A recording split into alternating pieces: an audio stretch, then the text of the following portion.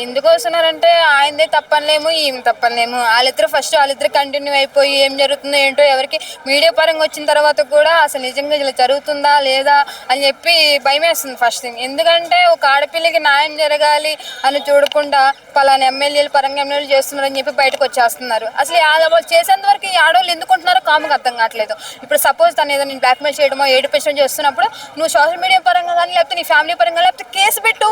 అదంతా చివరికి అంతా అయిపోయిన తను అంత చేశాడు ఇది చేశాడు నన్ను కొట్టాడు తిట్టాడు అని చెప్తే అప్పుడు ఏం చేస్తారు? అది డబ్బుల పరంగా శారీరకంగా వాడుకున్నారంట. మొన్న కూడా అరెస్ట్ విషయం జరిగింది. ఎందుకు జనసేన పార్టీ నుంచి ఇలాంటి వీడియోలు బయటకు వస్తున్నాయి అంటారు, మీరు చెప్తారు? ఏం చెప్తామన్నా ఫస్ట్ ఇంకా ఏం మాట్లాడాలన్నా ఇదే బాధ. కాబట్టి మనం ఆమె న్యాయం చేసుకోవాలి. ఇప్పటి వరకు కూడా మన శ్రీధర్ విషయంలో ఇంతవరకు అమ్మాయికి న్యాయం జరగలేదు కదా. ఆమె మరీ రోడ్డు మీద పాపం న్యాయం కోసం అని చెప్పి ఆమె ఉన్నా కూడా ఇంతవరకు న్యాయం అనేది జరగలేదు.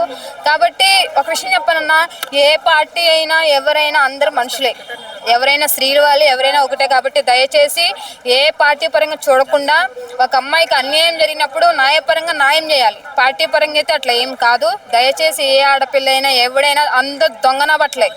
కాబట్టి ఇప్పుడు శ్రీధర్ గారి ఇష్యూ ఏదైతే నడుస్తుందో, నెక్స్ట్ ఇప్పుడు జడ్పీటీసీ ఏదైతే నడుస్తుందో, అయితే ఈ విషయాలు అప్పుడు వీలు చేసుకుని సొంత ఇంట్లోనే మొత్తం పార్టీని లాగి పవన్ కళ్యాణ్ లాగేస్తారు. అది వైఎస్పీలో అయితే డైరెక్ట్ జగన్ గారు లాగేస్తారు, టీడీపీలో అయితే చంద్రబాబు లాగేస్తారు. అంటే కింద చేసే వాళ్ళ తప్పుల్ని పైన వాళ్ళని చూపించడం ఎంతవరకు కరెక్ట్? అది ఇప్పుడు నార్మల్ పర్సన్స్ అయితే అన్న ఒక అమ్మాయి విషయం జరిగినప్పుడు వాడిని శిక్ష చేయడమో లేకపోతే వాడిని ఏదో ఒక శిక్ష చేయడమో లేకపోతే వాడిని ఏదో చేస్తారు. ఇప్పుడు ఒక ఎమ్మెల్యే పొజిషన్లో ఉండి కూడా వాళ్ళు అలా తప్పు చేస్తున్నారంటే పార్టీ పరంగా వస్తుంది కదా. సరే పార్టీ పరంగా వాడు శిక్షించాలంటే వాడిని ఎమ్మెల్యే పొజిషన్ నుంచి తీసేయాలి.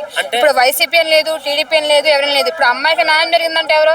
ఆ పార్టీ ఏమైనా చేయమని చెప్పిందా? చేయమని చెప్పదు. వాడు క్రోరమెక్కి ఒళ్ళెక్కి కోవెక్కి చేశాడు. అది ఒక్క పార్టీ పరంగా లేదు. వైసీపీ అయినా టీడీపీ అయినా జనసేన ఎవరైనా సరే మనుషులు అనేవాడు ఒక్కరే. అమ్మాయికి న్యాయం జరిగితే ఏ పార్టీ ఉండైనా చూడకూడదు, వాడిని తీసి పడేయాలి. అదే అంటున్నా. ఇప్పుడు అమ్మాయికి అన్న ఒక విషయం చెప్తున్నా, ప్రతి ఆడపిల్ల ఎవరికైనా చెప్తున్నాను, మీకు ఏదైనా అన్యాయం ఇచ్చి మీకు ఏదైనా జరుగుతుందంటే ఫస్ట్ పరంగా మీరు సోషల్ మీడియాలో కానీ పోలీసు వాళ్ళు కానీ ఎంక్వైరీ వెళ్ళి చెప్పండి. ఏదైనా సరే ఇంత దూరం మనకి రాదు. ఒక విషయం చెప్తున్నా, పార్టీ పరంగా కానీ ఎవరైనా చూడొద్దు. న్యాయం జరగాలంటే ఏ పార్టీ సరే తీసేస్తేనే బాగుంటుంది.